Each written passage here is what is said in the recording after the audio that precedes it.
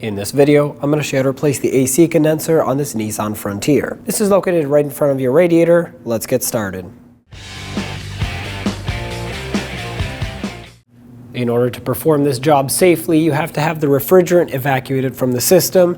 So have a professional do that with a machine that is able to recover it safely. Then you can open the system up. Right over the radiator, you'll see these two brackets. Let's remove both of the front and the rear 10mm headed bolts to get the brackets out of the way.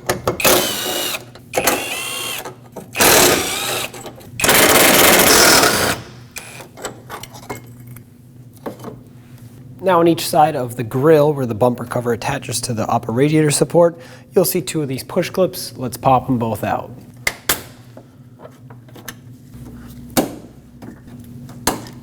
We'll do the same to the other side. This should allow you to pull this away a little bit to access these bolts right here. 10mm socket, take them out.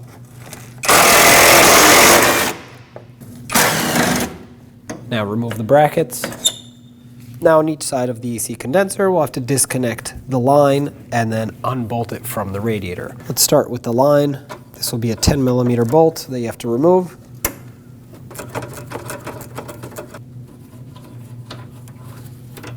Pull that bolt out. At this point, you can disconnect the line if you want to. A little side note for you is when the machine pulls the refrigerant out, it puts a vacuum on the system. So when you pull this line out, the first one, it will make a hissing noise. That's not pressure, that's vacuum being relieved and replaced with air. All right, we'll set that aside. On the front right here, there's a 10mm bolt that you can access with a wrench. Remove it.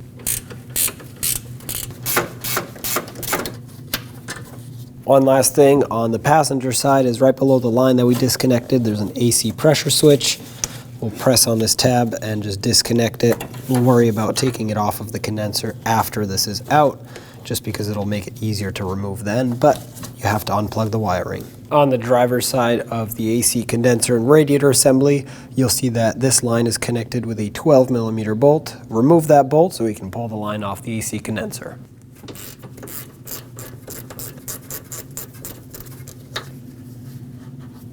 Wiggle the line and pull on it. If it's having a hard time coming out, but it is loose, there's a little bit of space, you can put a flathead screwdriver in right here and help pry it out.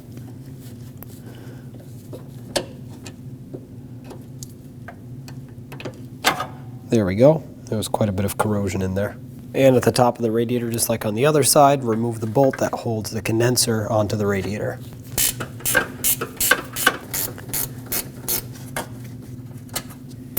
Doing all of this should give you plenty of room to push the radiator back, grab the AC condenser, and pull it straight up and out.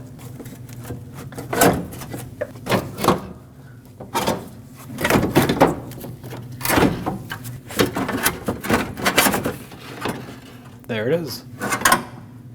One thing we have to transfer from this one over to the new one, just like I mentioned, is going to be our pressure sensor.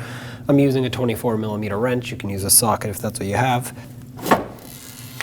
Once you break it free, it should come off by hand easily. There it is. With our new AC condenser here, let's transfer over our pressure sensor. Thread it in. It should go in nice and smoothly. There's an O-ring here, so when you tighten it down, don't crush it.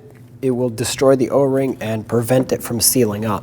So all you want to do is, I know this is a big tool here, it's a 24mm, but just give it about 1/8 of a turn and that's it. It will be very easy to over tighten because you're using such a big tool on such a small clamping area, but be careful. Once again, 1/8 of a turn at most. Now take your new AC condenser, slide it down into position. Just be careful of all the fins, make sure they don't get crushed or bent.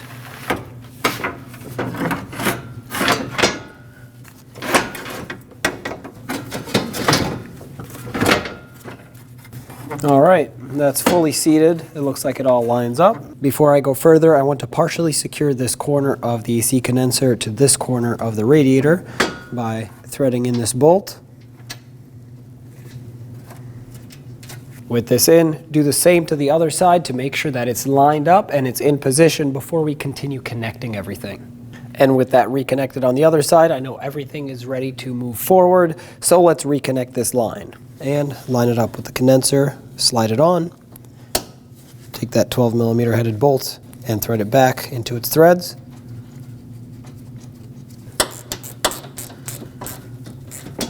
That's bottomed out. Give it about 1/8 of a turn extra. That's plenty tight. Now let's tighten up the bolt that secures the AC condenser onto the radiator.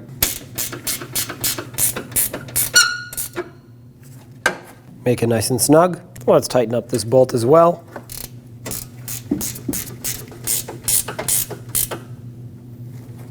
Just make it nice and snug. And a little bit further down, let's reconnect the AC line.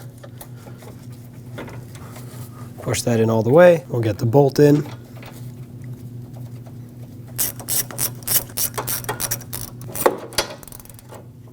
That just bottomed out, got snug, so I'll give it about 1/8 of a turn extra.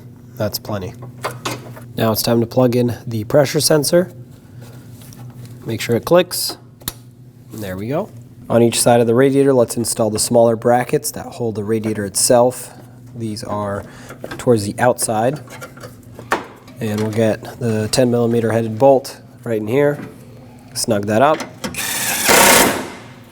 And right next to it is going to be the larger bracket, which goes just like this from the upper radiator support with the smaller bolt on this side all the way to the intake snorkel with the longer bolt on this side. Tighten it all up. And we'll do the same on this side.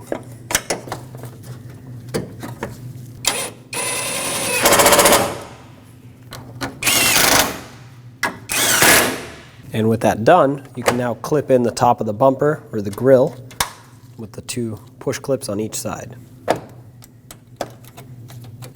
Do the same to the other side. Now with the repair done, have a professional recharge the AC system so that the right amount of refrigerant makes its way in, and with that, job is done. When only the best will do, demand TRQ. The only company that lets you view before you do. TRQ is committed to offering the highest quality aftermarket auto parts that are engineered for peace of mind. Thanks for using and viewing with TRQ.